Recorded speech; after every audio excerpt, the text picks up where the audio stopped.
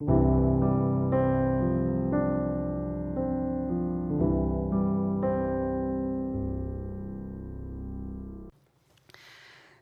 어찌하여 여기 있느냐라는 제목으로 하나님의 말씀 증거하도록 하겠습니다. 우리가 살다 보면 삶의 여러 이유로 침체를 경험합니다. 그중 영적 침체는 때론 심리적으로 낙심에 빠지게 합니다. 또 사역적으로는 모든 것을 포기하게 만들기도 합니다. 오늘 우리가 함께 만나는 엘리야가 바로 이런 영적인 침체에 빠져 있었던 인물이었습니다. 엘리야는 하나님의 능력으로 이전에 사역에 큰 성공을 거두었습니다. 근데 결과는 예상과는 달랐습니다. 아합의 아내 이세벨이 엘리야를 죽이려 했고, 엘리야는 이로 인해 큰 영적 침체의 늪에 빠지게 되었습니다. 오늘 본문은 홀로 호렙산 동굴에 있는 엘리야를 하나님께서 만나주신 바로 그 사건입니다. 그리고 엘리야의 사명을 회복시켜 주시고 또 새로운 사명을 주시는 하나님에 관한 이야기입니다. 아무쪼 여러분과 제가 오늘 말씀을 통해 우리 삶에 침체가 찾아왔을 때 다시 우리를 새롭게 하시는 그 주님의 음성을 들으실 수 있기를 축원드립니다. 엘리야가 호렙산 동굴로 오게 된 것은 유대 광야로부터 40주 40야를 걸어왔습니다. 열왕기상 오늘 본문 바로 윗절에 보면 8절에 그가 로뎀나무 아래에서 천사가 준 음식을 먹고 마시고 그 힘을 의지하였다고 하였습니다. 침체에 빠진 엘리야를 하나님은 광야에서 어루만져 주셨습니다. 엘리야는 그곳에서 죽기를 바랬지만 하나님의 어루만지심으로 그 힘의 능력으로 그 음식의 힘으로 하나님의 산 호렙까지 이른 것입니다. 엘리야가 사역하던 곳은 북이스라엘입니다. 북쪽입니다. 그리고 엘리야가 광야에서 하나님을 만난 곳은 남쪽, 가장 남쪽이었습니다. 유대 광야였습니다. 그리고 또 엘리야가 40주를 걸어서 간 곳은 그거보다 더 아래쪽, 아마 바람광야나 어느 길로 갔는지 잘 모르겠으나 어쨌든 호렙산, 오늘 본문에 보면 하나님의 산 호렙에 이르렀다고 합니다. 엘리야는 사역의 무대가 아닌 아무도 없는 곳, 그러나 하나님의 산 호렙에 이른 것입니다. 그리고 오늘 본문에 보면 엘리야는 호렙산에 있는 굴에 들어갔다고 했습니다. 오늘 본 말씀에 보면 9절에 엘리야가 그곳 굴에 들어가 거기서 머물더니 라고 기록되어 있죠. 여러분, 성경에서 굴은 다른 곳 살펴볼 거 없이 성경에서 굴은 피난처입니다. 다윗이 사울을 피해 도망 다닐 때 숨었던 곳이 굴입니다. 엔게디 굴 이런 말씀 많이 들어보셨죠? 엔게디 굴이었습니다. 엘리야가 하나님의 산에 갔다면 우리가 예상할 수 있는 것은 그가 하나님의 임재 앞에 나아가는 것입니다. 그런데 지금 엘리야는 굴에 들어가 있어요. 하나님의 산에 갔음에도 불구하고 지금 굴에 들어갔습니다. 바로 영적 침체의 늪에서 아직 다 해결되지 않는 엘리야의 모습을 볼 수 있습니다. 로뎀나무 아래에서 주님이 어루만져 주셔서 호렙산에 왔지만 그는 지금 굴에 들어가 있는 것입니다. 여러분, 우리도 살면서 엘리야처럼 이렇게 침체의 늪에 깊이 빠질 때가 있습니다. 제가 찾아보니까 이런 침체가 올 때의 증세들이 있더라고요. 평소보다 식욕이 줄 때 침체일 확률이 높다고 합니다. 또 평소보다 많이 먹을 때, 많이 드시는 분들도 침체일 수도 있습니다. 또 피곤하고 기운이 많이 없을 때 또 침체가 왔을 수도 있죠. 기분이 가라앉거나 우울하거나 삶에 아무런 희망을 찾기 힘들 때 또 침체가 왔을 수도 있습니다. 또 잠을 잘 못 이루거나 또 아니면 잠을 너무 늦게까지 긴 수면을 자는 것도 침체가 찾아왔을 확률이 있다고 합니다. 또 내가 잘못했다거나 실패했다는 생각이 마음을 사로잡을 때가 있습니다. 이런 모든 증상들이 소위 우울과 침체를 겪을 때의 삶의 모습입니다. 엘리야가 영적인 침체가 얼마나 컸던지 하나님의 산에 가서도 그가 동굴 속에 들어갔습니다. 하나님 앞에 나올 만한 힘도 없음을 우리가 알 수 있습니다. 이런 모습이 바로 영적 침체의 모습입니다. 여러분, 우리가 영적인 침체를 겪는 모습을 겪을 때 어떤 예배 모습 있죠. 예배당에 나와도 예배당에 나오는 것이 부담이 될 때가 있습니다. 우리가 코로나 기간 2, 3년 겪으면서 아마 다 누구나 한 번쯤은 다 이런 경험이 있으셨을 것입니다. 오랫동안 대면 예배를 못 드리다 보니까 예배당 나오는 것이 어색하고 또 예배 드리는 것이 참 힘들다는 그런 고백들을 많이 들었습니다. 예전에는 또 그토록 주예를 열심히 했는데 지금은 더 이상 주예를 감당할 만한 힘이 없다는 고백도 들은 적이 있습니다. 어떤 분들은 기도할 힘도 없다라고 이야기하는 분들도 있었습니다. 다 아마 누구나 이런 경험은 한 번쯤은 있을 것입니다. 이것이 바로 영적인 침체를 겪었을 때의 그런 우리의 예배의 모습입니다. 그런데요, 여러분, 오늘 본 말씀에 보면 우리에게 참 귀한 은혜의 말씀이 있습니다. 우리 9절 말씀을 한번 처음부터까지 다시 한번 다 같이 한번 읽어볼까요? 9절 시작. 엘리야가 그곳 굴에 들어가 거기서 머물더니 여호와의 말씀이 그에게 임하여 이르시되 엘리야야 내가 어찌하여 여기 있느냐. 아멘. 엘리야야 내가 어찌하여 여기 있느냐. What are you doing here, 엘리야라고 영어에는 그렇게 번역이 되어 있었습니다. 이 말씀을 보면서 우리는 하나님께서 엘리야에게 하신 질문, 엘리야야 너 여기서 지금 무엇을 하고 있니? 라는 그런 질문을 하시는 분을 만날 수가 있어요. 하나님이 엘리야가 지금 무엇 하는지 몰라서 하신 질문이 아니라 엘리야에게 찾아오셔서 말을 걸으셨다는데 여러분과 제가 주목을 하셨으면 좋겠습니다. 하나님의 산에 왔음에도 불구하고 하나님께 나아가지 못하고 굴 속에 들어갈 수밖에 없는 엘리야에게 하나님이 오늘 찾아오셨다는 것입니다. 여러분 믿으십니까? 하나님이 찾아오셨다는 거예요. 오늘 본 말씀에서 여호와의 말씀이 그에게 임하여 이르시되 라는 말씀이 저에게 참 많은 큰 위로가 되었습니다. 그렇지, 우리가 영적인 침체를 겪을 때 우리가 하나님 앞에 나아갈 힘이 없을 그 순간에도 우리가 굴에 들어갈 수밖에 없는 그런 우리의 모습이지만 하나님은 여러분과 저를 기억하시고 찾아오시는 하나님이시면 여러분 믿으실 수 있기를 축원드립니다. 하나님 그렇게 찾아오시고 또 말씀을 주셨죠. 임하여 이르시되 엘리야야 내가 어찌하여 여기 있느냐 라고 말씀하셨습니다. 어찌하여 여기 있느냐라는 의미를 살펴보기 전에 우리는 하나님이 엘리야를 이렇게 찾아오셨다는 것에서 우리는 예수님의 모습을 또 생각이 나게 합니다. 예수님께서도 주님을 부인하고 실패감에 영적인 침체를 겪었던 한 제자들을 찾아갔습니다. 바로 베드로죠. 주님을 3번이나 부인한 베드로가 나는 이제 물고기 잡으러 가노라 라는 고백을 하면서 갈릴리 바다로 갔습니다. 그가 사도로 부르심을 받았음에도 불구하고 주님의 부활을 목격하였음에도 불구하고 그 모든 사명을 뒤로한 채 다시 갈릴리 바다에 가서 물고기를 잡을 때 예수님이 찾아오셨습니다. 베드로야 너에게 잡힌 것이 있느냐. 베드로에게 이렇게 말을 걸어주셨습니다. 또 베드로가 물고기를 잡아서 너가 좀 잡은 것을 가지고 오렴. 엘리야야 내가 어찌하여 여기 있느냐라고 하나님 물으시는 것처럼 예수님은 베드로야 내가 나를 사랑하느냐.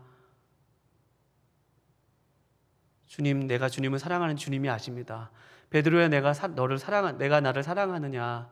이 사람들보다 너를 사랑하느냐. 이 모든 것보다 사랑하느냐라고 주님 베드로에게 질문하셨던 것처럼 하나님은 영적 침체에 빠진 우리들을 찾아오시며 이렇게 우리에게 가장 우리 눈높이에 맞춰서 대화를 거시고 말을 거시는 인격적인 하나님이시며 여러분 꼭 확인하실 수 있기를 주님의 이름으로 축원드립니다. 여러분 우리가 이를 통해서 알 수 있는 것이 있죠. 언제나 우리의 회복과 구원은 하나님이 먼저 하신다는 사실입니다. 하나님이 찾아오신다는 사실이에요. 하나님이 말씀하신다는 사실입니다. 그래서 시편 기자들은 늘 이렇게 하나님을 기다리는 그런 믿음이 있었습니다. 시편 62편 5절 말씀에 보면 나의 영혼아 잠잠히 하나님만 바라라. 무릇 나의 소망이 그로부터 나오는도다. 오직 그만이 나의 반석이시요 나의 구원이시요 나의 요새이시니 내가 흔들리지 아니하리로다 라고 고백하였죠. 나의 영혼아 잠잠히 하나님만 바라라. 나의 소망이 그로부터 나오는도다. 오직 그만이 나의 반석이시고 나의 요새이시고 나의 구원이시고 그 구원된 주님을 잠잠히 기다렸다는 것입니다. 또한 히브리서 기자는 이렇게 고백하고 있습니다. 히브리서 12장 이제 말씀해 보면 믿음의 주요 또 온전하게 하신 이인 예수를 바라보자. 그는 그 앞에 있는 기쁨을 위하여 십자가를 참으사. 히브리서 기자는 또 뭐라고 했어요? 우리가 믿음이 없을 때, 또 우리가 살아갈 힘이 없을 때, 우리가 침체에 빠졌을 때 믿음의 주요 또 우리를 온전케 하신 이인 예수를 바라보자 라고 했습니다. 그냥 예수님을 바라보는 것이죠. 주님을 기다리는 것입니다. 그런 찬양도 있잖아요. 괴로울 때 주님의 얼굴 보라, 평화의 주님 바라보아라. 눈을 들어 주를 보라, 내 모든 염려 주께 맡겨라. 슬플 때에 주님의 얼굴 보라. 네, 여기까지만 하겠습니다. 더 하고 싶지만 메시지 증거해야 되니까요. 이 찬양이 귀한 이유가 무엇이죠? 우리가 침체를 겪었을 때 우리는 그 침체를 뚫고 나올 만한 힘이 없고 엘리야처럼 동굴에 들어갈 수밖에 없는 그런 모습이지만, 주님의 얼굴을 바라볼 때 주님이 우리에게 찾아오셔서 우리에게 말씀하시고 우리에게 말을 거시고 우리를 이렇게 어루만지시는 분이 하나님이시라는 그 사실입니다.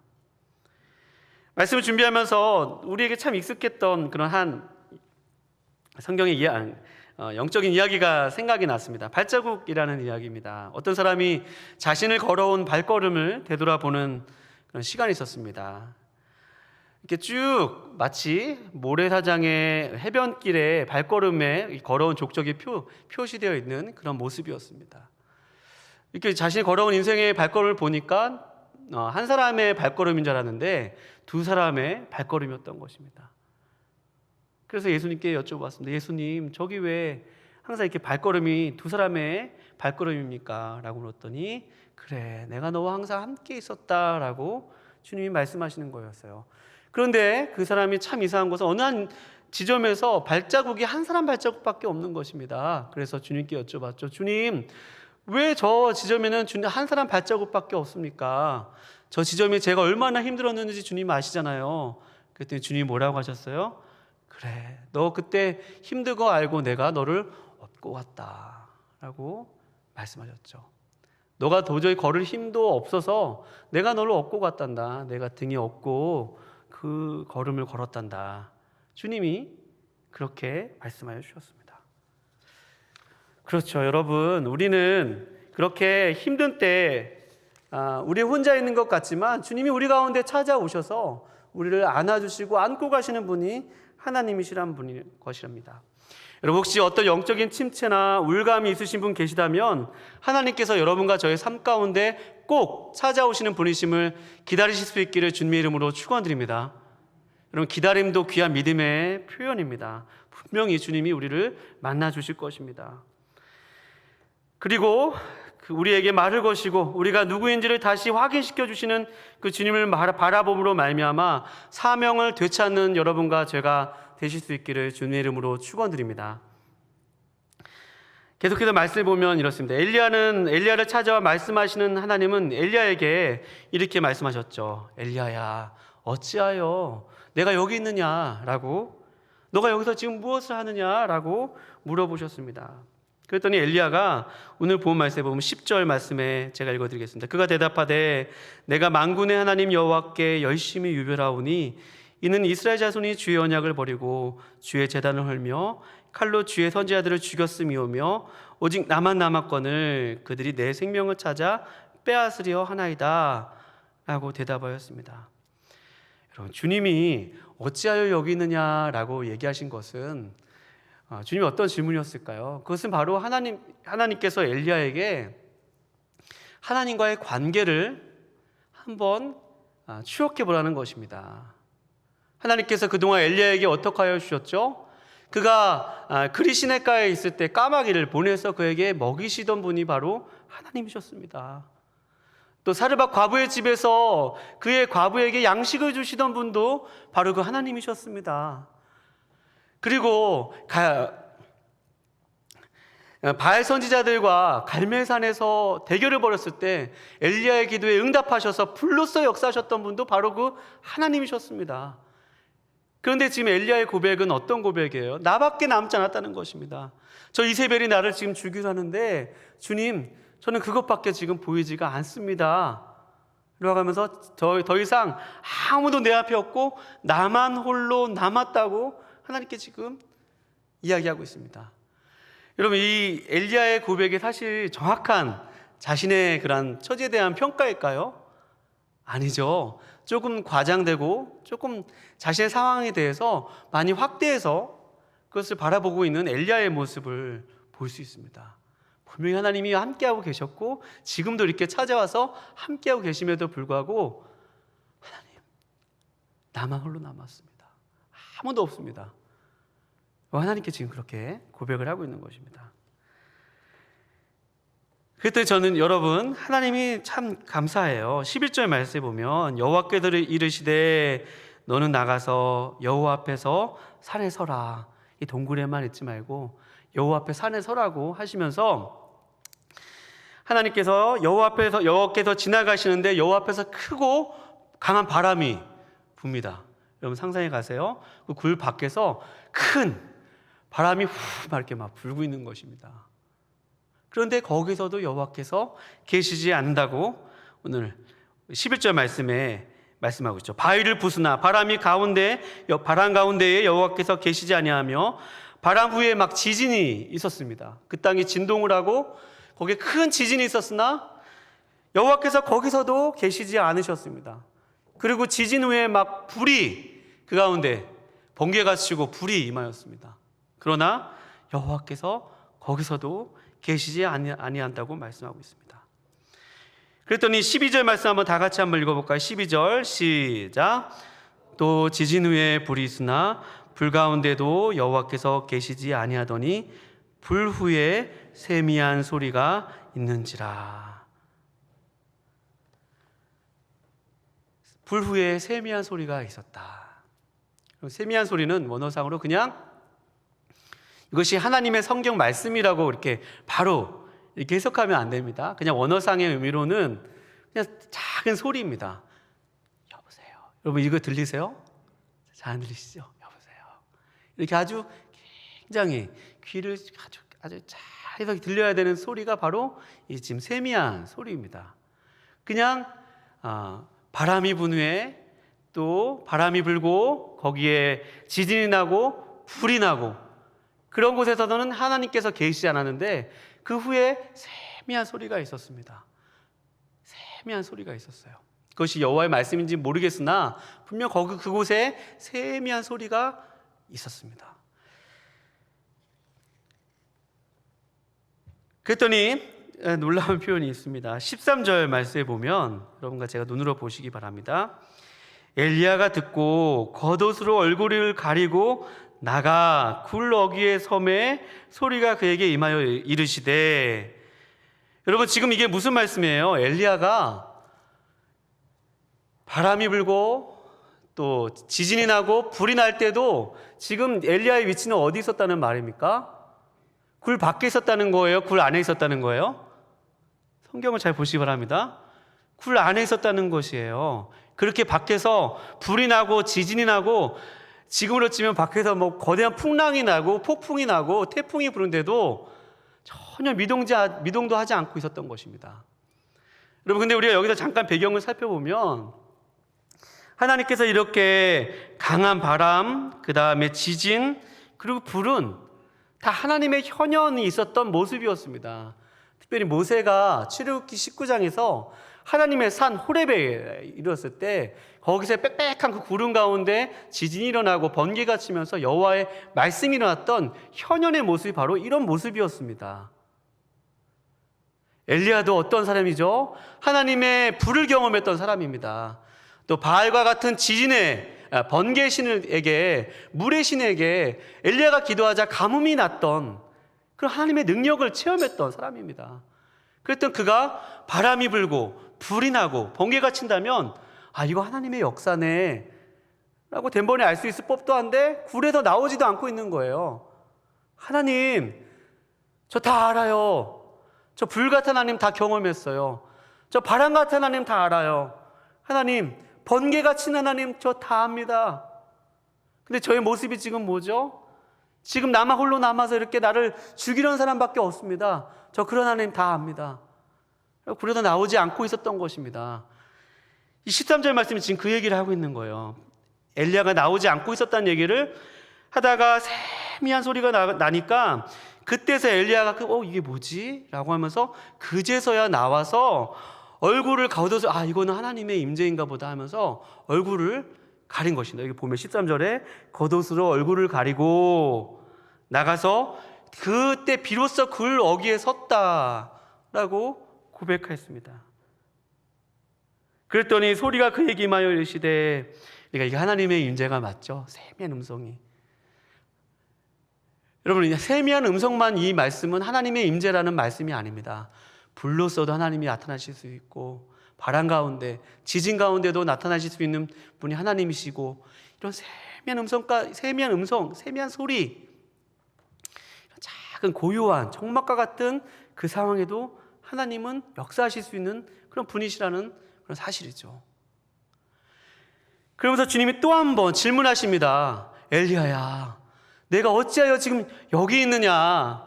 그러면 이렇게 지금 이것이 하나님의 임재임을 깨달은 엘리야라면, 제대로 된 사람이라면, 신앙이 있는 사람의 모습이라면 주님이 맞으시군요. 주님 저를 그렇게 그리시네가에서 까마귀 똥에서 먹이시고 사르밧 과부에 있을 때 양식을 주시고 불로써 응답하신 주님이 지금 저에게 말씀하고 계시는군요. 주님, 제가 이제 주님께 돌아갑니다 라고 얘기할 법도 한데, 여러분 말씀을 보세요. 14절 말씀 다 같이 한번 읽어보겠습니다. 14절 시작. 그가 대답하되 내가 만군의 하나님 여호와께 열심히 유별하오니 이는 이스라엘 자손이 주의 언약을 버리고 주의 제단을 헐며 칼로 주의 선지자들을 죽였음이오며 오직 나만 남았거늘 그들이 내 생명을 찾아 빼앗으려 하나이다. 똑같은 대답을 하고 있는 것입니다.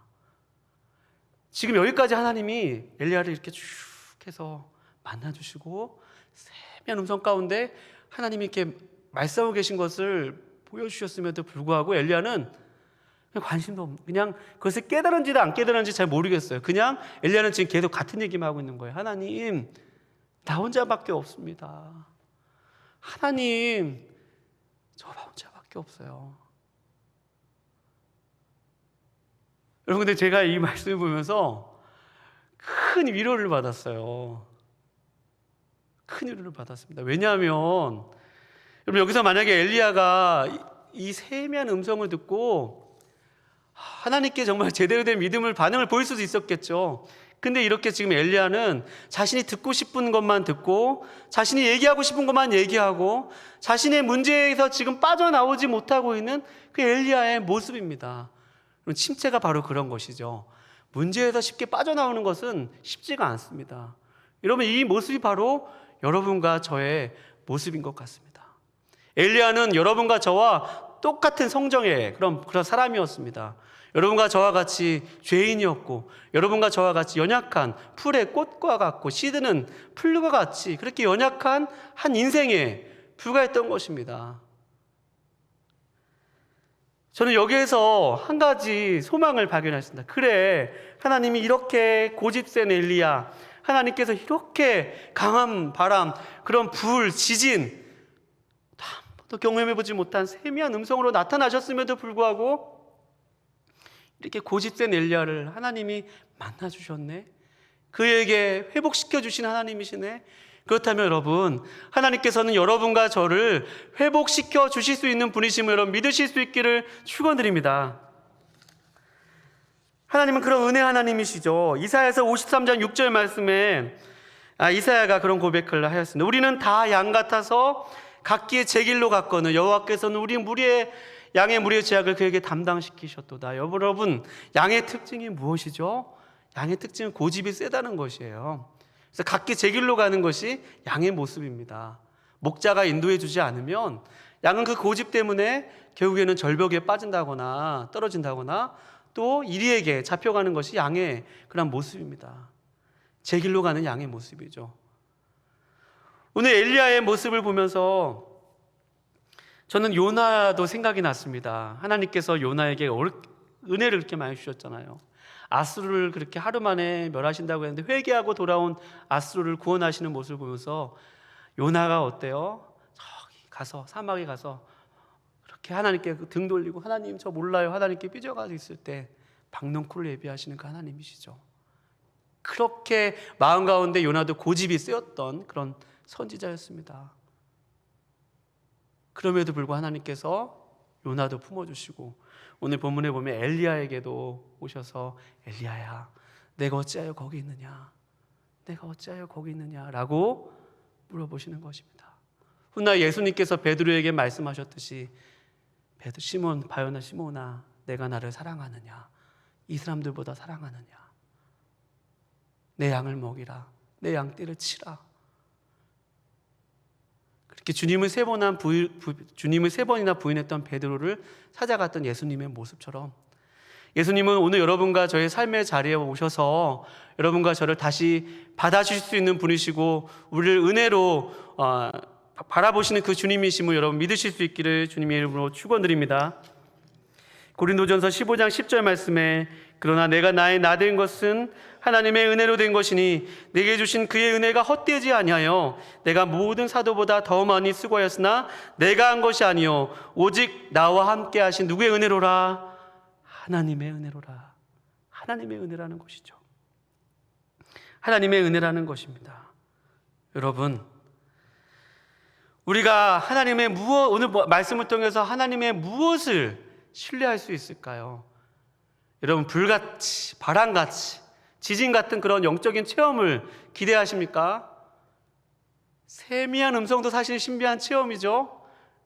그러나 여러분, 저는 오늘 하나님께서 그렇게 하나님께서 하나님을 나타내 보여주셨음에도 불구하고 이렇게 고집센 엘리야를 찾아가시는 그 하나님의 은혜가 오늘 여러분이 하나님을 신뢰할 수 있는 그 믿음의 근거가 될 수 있다는 사실입니다. 여러분 믿으십니까? 우리를 그렇게 받아주시는 그 하나님이시라는 그런 사실이죠. 여러분 우리가 이렇게 영적인 침체를 겪고 있을 때 하나님이 우리를 이렇게 은혜로 찾아와 주시고 우리가 사명자라는 사실을 잊지 말라는 그 은혜의 말씀하시는 그 분이시라는 것입니다. 우린 때로 주저앉아서 모든 것을 포기하고 싶을 때가 있어요. 그러나 미가서 7장 8절 말씀에 보면 나의 대적이여 나로 말미암아 기뻐하지 말지어다.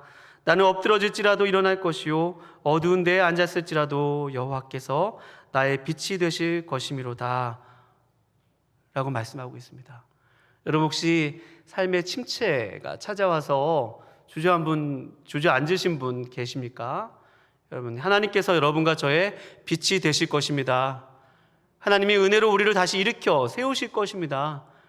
여러분과 제가 아무리 연약하실지라도 엘리야를 부르시는 분이시라면 여러분과 저도 동일하게 사명을 회복시켜 주실 것입니다. 여러분과 제가 그 하나님을 만나실 수 있기를 주님의 이름으로 축원드립니다. 말씀을 계속해서 마무리하며 증거하도록 하겠습니다. 오늘 본 말씀에 보면 하나님께서 그렇게 그 엘리야에게 뭐라고 말씀하시냐면 엘리야야 그러면 너 여기서 또 뭐하니? 라고 말씀하시는 것이 아니라 15절 말씀에 보면 여호와께서 그에게 이르시되 너는 내 길을 돌이켜 광야를 통하여 다메섹에 가서 이르거든 하사엘에게 기름을 부어 아람의 왕이 되게 하고 16절 너는 또 님시 아들 예후에게 기름을 부어 이스라엘의 왕이 되게 하고 또 아벨무홀라의 사바세 아들 엘르사에게 기름을 부어 너를 대신하여 선지자가 되게 하라 라고 말씀하고 있습니다. 엘리야에게 주님이 지금 어떤 일을 말씀하고 있는 것이에요? 그렇게 고집이 세고 그렇게 주님 앞에 이런 고백을 하는 엘리야에게 지금 새로운 사명을 주시는 분이세요. 새로운 사명을 주고 계신 분이 바로 하나님이시라는 그런 사실입니다. 여러분 우리가 도저히 내가 하나님의 사명을 감당할 수 있는 그런 사람이 맞아요 라고 고백할 때 하나님 우리에게 새로운 일을 맡기실 수 있는 그런 분이시라는 거죠. 엘리야에게 있어서 예후는 어떤 인물입니까? 아람 왕입니다. 이제는 또 다른 이방인들에게 가서 하나님의 나라를 선포하라는 그런 말씀을 받았습니다. 그리고 여기 지금 있는 곳은 남쪽 중에도 남쪽인데 다시 다메섹으로 가라는 것이죠. 또 다시 북이스라엘로 가서 예후에게 기름을 부어서 왕으로 삼으라는 것입니다. 또 너희 본고장으로 가서 엘리사에게 기름을 부어서 너 대신 선지자의 사명을 잇도록 하라는, 다시 누군가를 세우게 되게 하는 그런 역할을 주님이 주셨습니다.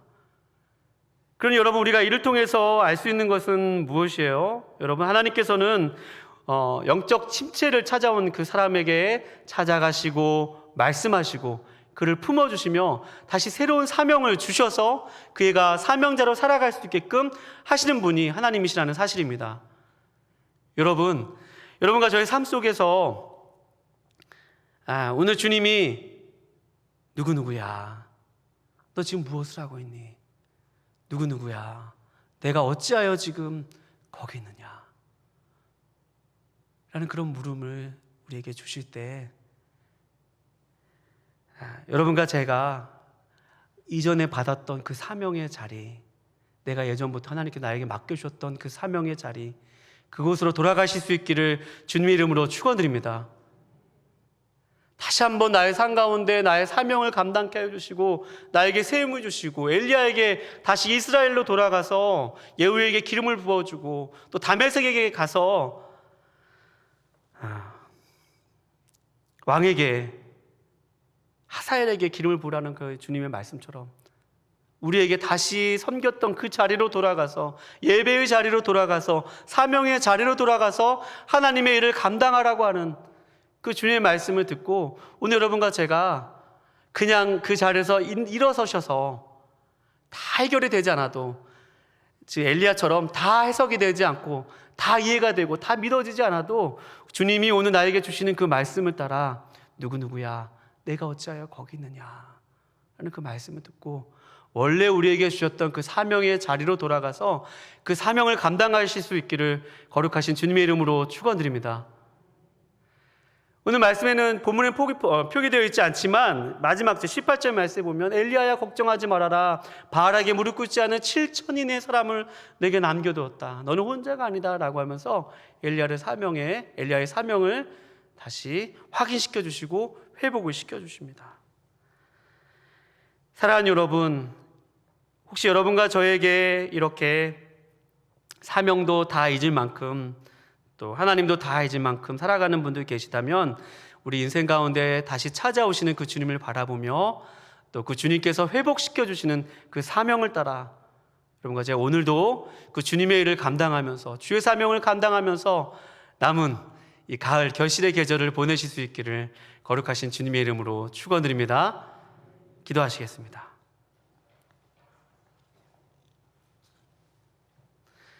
하나님 아버지, 어찌하여 내가 여기 있느냐, 내가 어찌하여 여기 있느냐 물으시는 그 주님 앞에, 주님, 우리는 늘 우리의 문제밖에 대답할 수 없는 그런 연약한 그런 사람들입니다. 하나님, 그런 연약한 엘리야를 주님께서 품어주시고 새로운 사명을 주셨듯이 하나님, 오늘 우리 삶 가운데서 하나님의 그 은혜를 신뢰하며 나아가는 우리 모두가 될 수 있도록 주님 도와주시옵소서. 나 같은 사람 구원하여 주시고 나 같은 사람에게 다시 사명을 주시는 분이 하나님이심을 믿고 오늘도 예수님을 따라 예수님의 제자로, 사명자로 살아갈 수 있도록 주님 도와주시옵소서. 하나님, 우리 성도님들 삶의 자리에서, 직장에서, 또 학업의 자리에서, 우리에게 부르신 삶의 자리에서 주님의 향기를 나타내며 주의 복음을 전하며 정말로 성경을 따라 주님의 부활의 증인의 삶을 잘 감당할 수 있도록 다시금 새롭게 하여 주시고 능력과 힘을 더하여 주시옵소서. 하나님, 감사해 드리오며 거룩하신 예수님의 이름으로 기도하옵나이다. 아멘.